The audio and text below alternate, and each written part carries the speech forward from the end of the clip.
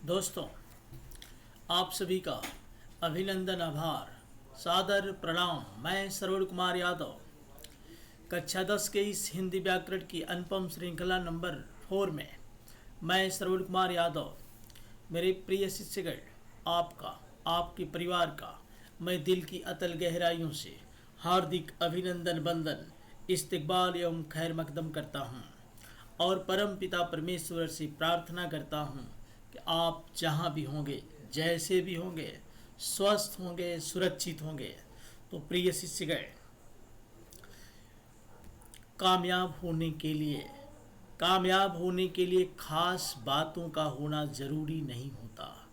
कामयाब होने के लिए खास बातों का होना ज़रूरी नहीं होता, परंतु खास लोगों के लिए खास बातों का होना बेहद ज़रूरी होता है। तो शिष्यगण, आप समझ गए होंगे, इस कोरोना महामारी की दुनिया में हमारे पास पर्याप्त समय है, फिर भी हम अपने परिवार के साथ वो खास समय नहीं दे पा रहे हैं।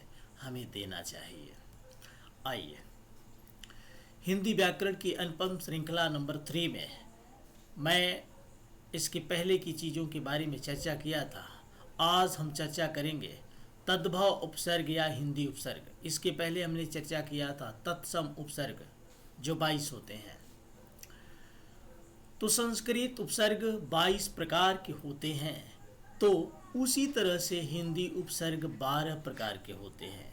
हिंदी उपसर्ग कहें या आप तद्भव उपसर्ग कहें, बात एक ही है।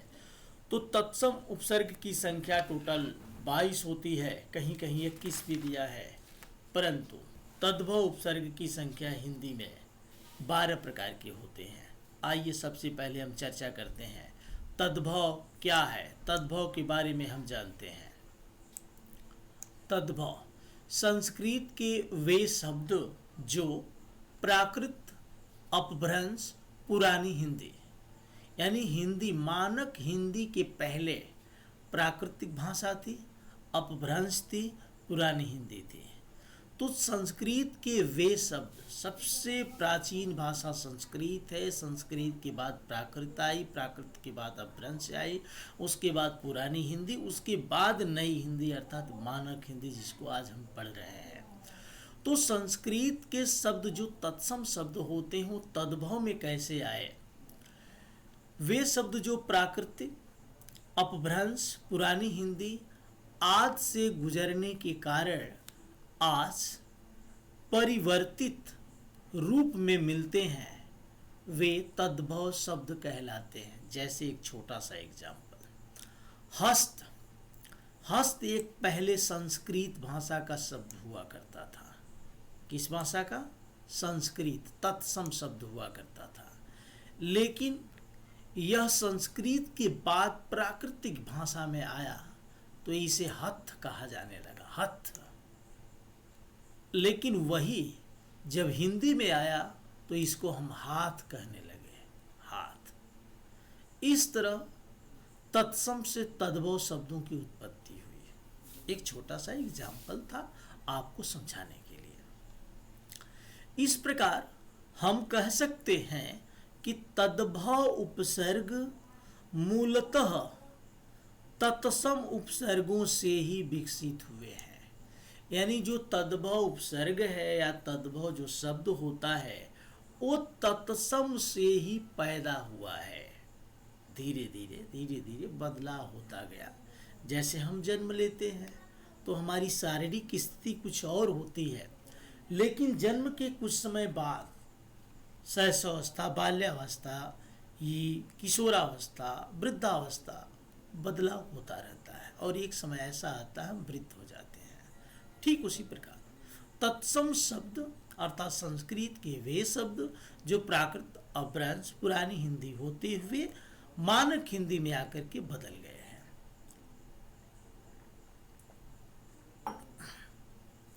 कुछ एग्जाम्पल आपको दिया गया है। तद्भव उपसर्ग इधर है, तद्भव उपसर्ग, इधर अर्थ दिया गया है और इधर उदाहरण है। तद्भव उपसर्ग में जो पहला उपसर्ग आता है वो अ है। और अन दोनों का एक ही अर्थ होता है अभाव। अभाव का अर्थ होता है कमी। निषेध का मतलब मना, यानी जिसमें मना किया जा। धूम्रपान निषेध है, यानी धूम्रपान करना मना है, वहाँ अभाव की स्थिति आती है, कमी आती है। मूल शब्द पढ़ है, इसमें हमने अन जोड़ दिया। अन का अर्थ हो गया कम या नहीं। अनपढ़ यानी कि जो कम पढ़ा लिखा हो उसी को हम अनपढ़ कहेंगे। यह मूल शब्द छूत है। अ का मतलब होता है नहीं या निषेध या अभाव या कम। अछूत यानी जिसमें छूने का अभाव हो, जिसको छूना मना हो। बन, बन माने बनना। अन माने अभाव यानी बनने में कमी, जैसे कहते उससे मेरी अनबन हो गई है, अर्थात बन नहीं रही है। अब देखिए यहाँ उन का अर्थ होता है कम, जैसे 49 अर्थात 50 में एक कम, 59 अर्थात 60 में एक कम, 69 अर्थात 70 में एक कम। यहाँ देखिए अव दिया। अव का अर्थ होता है हीन या रहित। रहित का मतलब जैसे चालक रहित विमान, यानी वह विमान जिसमें चालक नहीं है, मशीन से चलाया जा रहा है। ठीक है। अवगुण, गुण का अर्थ यहाँ होगा गुण यानी क्वालिटी से। अव माने रहित, यानी कि गुण से रहित, क्वालिटी से रहित, जिसमें क्वालिटी ना हो, नहीं कहते अवगुण है इसके अंदर। यही कहीं अवगुण लिखा होता है और यहाँ पर अवगुण लिखा है। अव को हम अव पढ़ते हैं। अवघट, घट माने घटने से है या घड़ा से है। अव माने रहित, यानी घट माने घड़ा, घड़ा रहित। अवतार, अव माने रहित, तार माने तार, यानी तार रहित, यानी जिसमें तार न हो। क और कु का अर्थ होता है बुरा। पूत माने पुत्र होगा, क माने बुरा, यानी बुरा पूत को हम कपूत बोलते हैं। चाल, चाल माने स्पीड, कु माने बुरा, यानी जिसकी चाल बुरी हो या बुरा हो। कुढंग, ढंग माने ढंग, चलने का ढंग, बोलने का ढंग। कु माने बुरा, यानी बुरा ढंग जिसका हो। फिर दिया है, अगला है नी। नी का अर्थ भी होता है रहित। निहत्था, हत्था मूल शब्द है, हत्था माने हाथ, यानी नी हाथ रहित, यानी जिसके हाथ में कुछ न हो। कम्मा, कम्मा माने काम, यानी काम रहित, यानी जो बिना काम का हो उसे निकम्मा कहते हैं। डर, डर रहित, जिसके अंदर डर न हो उसे निडर बोलेंगे। पर माने दूसरी पीढ़ी। परदादा, यानी दादा के पिता को हम क्या कहेंगे, परदादा कहेंगे। पर पोता, यानी पोता के लड़के को हम क्या कहेंगे, पर पोता, यानी दूसरी पीढ़ी की बात है। पर नाना, अर्थात नाना के पिता को हम पर नाना कहेंगे, तो नाना के बाद, नाना के पहले की एक पीढ़ी दूसरी पीढ़ी हो जाएगी। सु और स दोनों माने होता है अच्छा।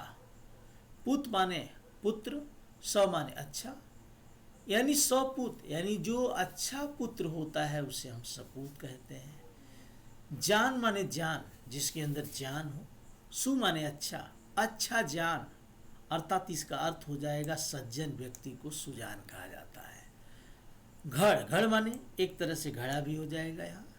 असु माने अच्छा, सुघड़, यानी सुंदर को सुघड़ बोला जाता है। सुघड़, बहुत सुघड़ लग रहे हो, अर्थात सुंदर, सुघड़। अब देखिए तीसरा है आगत विदेशी उपसर्ग। आगत विदेशी उपसर्ग। आगत माने आने से हुआ, विदेशी माने विदेशी, ऐसे उपसर्ग जो विदेश से आए हुए हों। विदेश का मतलब हमारे देश में विदेशी आए, धन दौलत के लोभ में, बिजनेस के चक्कर में, तो अपने साथ अपना शब्द भी, भाषा भी लेकर आए। तो वे उपसर्ग जो विदेशी भाषाओं से हिंदी में आ गए हैं वे आगत उपसर्ग कहलाते हैं। आगत माने आना। यहाँ देखिए कुछ मैं विदेशी उपसर्ग दे रहा हूँ। यहाँ एक तरफ उपसर्ग है और एक तरफ अर्थ है और दूसरी तरफ उदाहरण है। ब का अर्थ होता है के साथ या से दोनों अर्थ है। खूबी का मतलब जिसके अंदर खूबी हो, क्वालिटी हो, गुण हो। अब माने साथ, के साथ, व खूबी यानी खूबी के साथ इसका अर्थ हो जाएगा। ठीक है, तो देख रहे हैं मूल शब्द के पहले ब लगा, ये विदेशी आगत उपसर्ग है। दौलत माने धन, बदौलत यानी दौलत के साथ, इसका अर्थ क्या हो जाएगा? दौलत के साथ। नहीं कहते बदौलत, अपनी बदौलत में किस्मत बदल दूंगा, मतलब यानी दौलत के साथ। कुछ लोगों को दौलत पर घमंड होता है तो कुछ लोगों को अपनी परिश्रम के दौलत पर घमंड होता है। बा का अर्थ है साथ, बा का अर्थ है साथ या से। कायदा, कायदा का मतलब होता है किसी काम करने का तरीका। बाकायदा यानी पूरे कायदा से, पूरे कायदा के साथ। वजूद का अर्थ होता है अस्तित्व, वजूद या देह या शरीर। ठीक है, बावजूद इसका अर्थ होगा शरीर से या शरीर के साथ। ठीक है, यानी वजूद के साथ यानी वजूद से। बद माने होगा, बद माने होगा बुरा। नाम एक मूल शब्द है, बद नाम यानी वह नाम जो बुरा हो, बुरे कर्म से उसका नाम फेमस हो। चलन मूल शब्द है, चलन माने चाल, बद माने बुरा यानी जिसकी बुरी चाल हो, चाल चलन। ठीक है, उसी को कहते हैं ये बद चलन है। सर का अर्थ होता है मुख्य अर्थात मेन। ठीक, पंच का अर्थ होता है, यहाँ पंच मूल शब्द, पंच माने पांच, असर माने मुख्य यानी सरपंच उसे कहते हैं जो पांच मुख्य लोगों को बुलाया जाता है फैसला के लिए। सर ताज, सर माने मुख्य यानी मुख्य ताज, जैसे राजा का ताज जो मुकुट होता है, यानी मुख्य ताज को ही सरताज कहा जाता है। तो ये दोस्तों, ये तद्भव उपसर्ग के अंतर्गत आपको मैंने पढ़ाया। जो तद्भव उपसर्ग था उसको मैं बताया। तद्भव उपसर्ग के अंतर्गत आपको तद्भव उपसर्ग और आगत विदेशी उपसर्ग के बारे में बताया। इसके पहले मैं पार्ट नंबर 3 में तत्सम उपसर्ग बताया था। ये आज का होमवर्क है। तद्भव या हिंदी उपसर्ग और विदेशी उपसर्ग की परिभाषा उदाहरण सहित दीजिए। तो तद्भव उपसर्ग कहें या हिंदी उपसर्ग कहें, दोनों एक ही चीज़ है, या उसे विदेशी उपसर्ग नहीं। तद्भव और हिंदी उपसर्ग एक चीज़ है, विदेशी उपसर्ग दूसरा है। इन दोनों की परिभाषा देना है और उदाहरण भी आपको देना है। तो हिंदी व्याकरण की अनुपम श्रृंखला आपको कैसी लगी, मुझे आप कमेंट अवश्य करेंगे। और लिंक है पीएम फाउंडेशन, और हर समय हर वक्त सभी वीडियो पाने के लिए सब्सक्राइब भी आप करें, और हाँ, लाइक और शेयर भी आप अवश्य करें अपने दोस्तों के बीच में, इसे अवश्य आप बताएं। तो हिंदी व्याकरण की इस अनुपम श्रृंखला में अभी बहुत कुछ बाकी है, वक्त है आपसे विदा लेने का। जय हिंद, जय भारत।